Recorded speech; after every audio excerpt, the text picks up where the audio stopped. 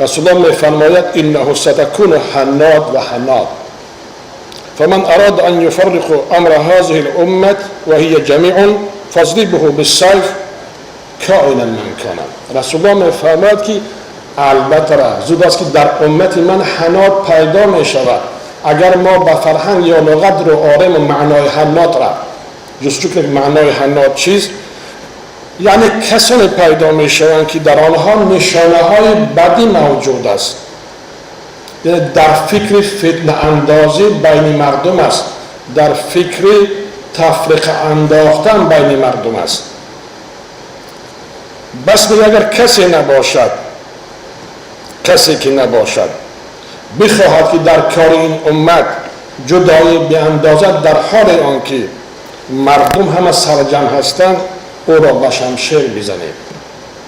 یعنی کسانی که اگر پیدا شد منع کردن همین خود فعالیت همین حزب گویم از روی اسلام است. برای آنکه مردم تاجیکستان کلا گویم مسلمان از خطا نمیکنیم. در بین مسلمان ها وقتی که حزب گروه پیدا شد این سبب جدایی و تفرقه بین مسلمان ها می شود.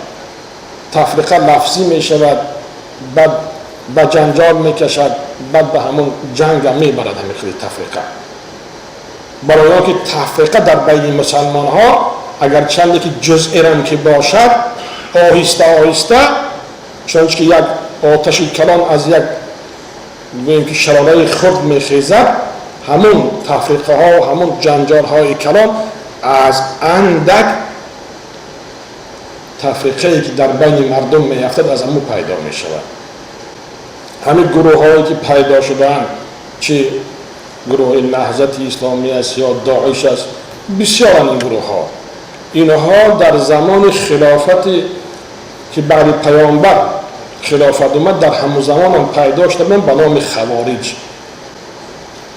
که کارهای او فقط عیبجویی نسبت خلیفه ها و نسبت اصحاب بود. همین گروه هست که از همون زمان پیدایش تا حاضر مقابل یک کافر یک تیر پروندگی نیست. چه کاری که میکنن مقابل مسلمان ها هست. حاضر داعش و دیگر گروه هایی که موجودن معلوم است که چی نیت دارند در دل خود و نیت اسلام برام برداشتن ندارند.